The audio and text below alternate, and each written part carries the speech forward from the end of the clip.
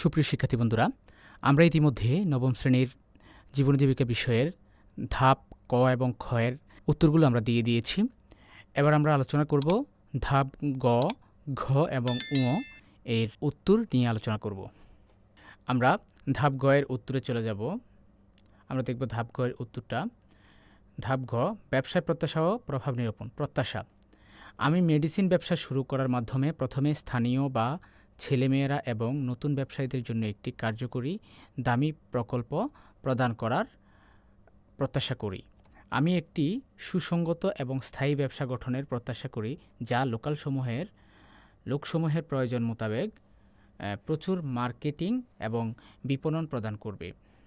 আমি অতিরিক্ত ভালো কাজ করার সুযোগ এবং নিরাপত্তার সঙ্গে এই ব্যবসার দ্বারা আমার পরিবারকে সমর্থন করতে পারব। প্রযুক্তির ব্যবহার এবং তার প্রভাব: মেডিসিন ব্যবসায় নতুন প্রযুক্তি এবং প্রচার পদ্ধতি ব্যবহার করা যেতে পারে, যেমন এক নম্বর হচ্ছে ডেটা অ্যানালিস্টিক্স ও মেশিন লার্নিং।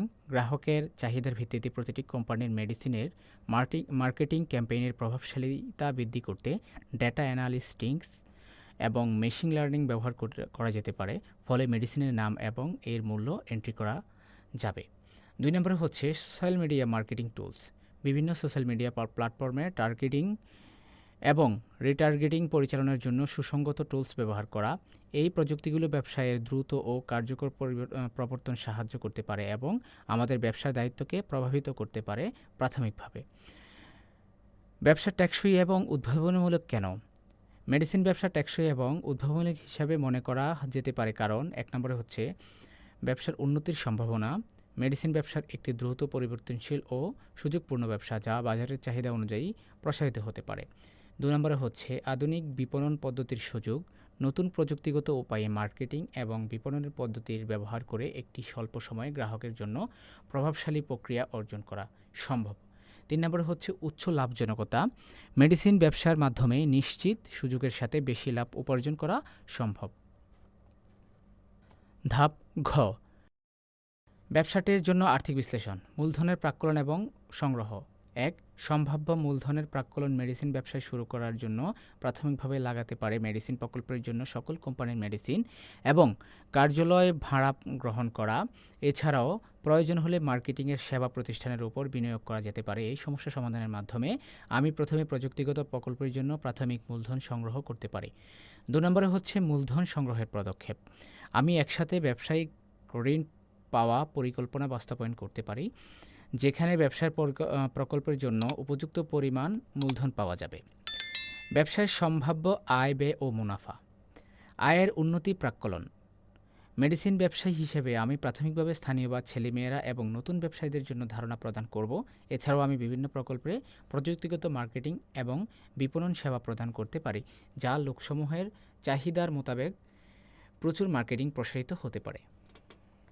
দুই নম্বরে হচ্ছে আসল ব্যয়ের প্রাক্কলন। ব্যবসা পরিচালনায় আমার মৌলিক ব্যয়ের মধ্যে কার্যালয় ভাড়া, দোকান ডেকোরেশন, মূল্য, মেডিসিন ক্রয় এবং প্রচার ব্যয় রয়েছে। আমি এই সমস্যা সমাধানের মাধ্যমে এই ব্যবসা পরিচালনা করার জন্য প্রাথমিক ব্যয় ও প্রাক্কলন করছি। এরপরে চলে যাব আমরা ধাপ ঙতে। ধাপ ঙ এর উত্তর হচ্ছে বিপণন কৌশল। এক, মেডিসিন বিপণন কৌশল। Social media marketing, Facebook, Instagram, LinkedIn এবং টুইটারের মাধ্যমে লক্ষ্য গ্রাহকদের টার্গেট করা এবং আশেপাশে সকলকে নিয়ে একটি ক্যাম্প করা, যাতে করে সবাই ধারণা গ্রহণ করতে পারে। দুই নম্বর হচ্ছে বিশেষ বিপণন আইডিয়া, রেফারেল প্রোগ্রাম। বর্তমান গ্রাহকদের মধ্যে নতুন গ্রাহক আনতে উৎসাহিত করা, যেমন বিশেষ ছাড় বা উপহার প্রদান। এরপর হচ্ছে গ্রাহক সেবা পরিকল্পনা। এক, গ্রাহকের সুবিধা নিশ্চিতকরণ। দুই নম্বরে হচ্ছে পার্সোনালাইজড সেবা, প্রতিটি গ্রাহকের জন্য বিশেষ অফার এবং উপহার প্রদান মার্কেটিং পরিকল্পনা তৈরি করা। এরপর হচ্ছে সার্ভিস লেভেল এগ্রিমেন্ট, গ্রাহকের জন্য নির্দিষ্ট সময়সীমার মধ্যে সেবা প্রদান নিশ্চিত করা। দু নম্বরে হচ্ছে গ্রাহকের প্রতিক্রিয়া মোকাবেলা কৌশল। এরপর হচ্ছে ফিডব্যাক সংগ্রহ, নিয়মিত গ্রাহক ফিডব্যাক সংগ্রহ করে তা বিশ্লেষণ করা এবং উন্নয়নের জন্য পদক্ষেপ নেওয়া। সমস্যা সমাধান দল, বিশেষ দল গঠন করে তাৎক্ষণিকভাবে গ্রাহকদের সমস্যা সমাধান করা। গ্রাহক প্রশিক্ষণ, গ্রাহকদের প্রযুক্তি ও সেবা ব্যবহার সম্পর্কে প্রশিক্ষণ প্রদান। এরপর হচ্ছে প্রযুক্তির সহায়তা, কাস্টমার রিলেশনশিপ ম্যানেজমেন্ট, সিস্টেম সুবিধা, গ্রাহকের তথ্য সংগ্রহ, গ্রাহকদের সঙ্গে সম্পর্ক উন্নয়ন এবং সেবা প্রদান সহজতর করা, ব্যবহার, সেলসফোর্স বা হাবসফট এর মতো সিআরএম সিস্টেম ব্যবহার করে গ্রাহকদের তথ্য সংগ্রহ ও বিশ্লেষণ করা এবং পার্সোনালাইজড সেবা প্রদান করা। 2 নম্বরে হচ্ছে চ্যাটবট ও এআই সাপোর্ট, সুবিধা 24/7 সাপোর্ট, দ্রুত প্রতিক্রিয়া এবং সাধারণ সমস্যার সমাধান প্রদান। ব্যবহার, গ্রাহকদের সাধারণ প্রশ্ন ও সমস্যা দ্রুত সমাধানের জন্য এই ভিত্তিক চ্যাটবট ব্যবহার করা। উপসংহার, মেডিসিন উপসংহার মেডিসিন ব্যবসা শুরু করার জন্য এই বিপণন কৌশল, গ্রাহক সেবা পরিকল্পনা এবং প্রযুক্তির সহায়তা আমাদের ব্যবসা সফলতার জন্য একটি মজবুত ভিত্তি হতে পারে। গ্রাহকদের সঙ্গে সুসম্পর্ক রক্ষা ও উন্নয়নের জন্য এই কৌশলগুলো কার্যকর ভূমিকা পালন করবে। সুপ্রিয় শিক্ষার্থী বন্ধুরা, এই হচ্ছে আমাদের ধাপ গ, ঘ এবং উ এর উত্তর। আজ এ পর্যন্তই।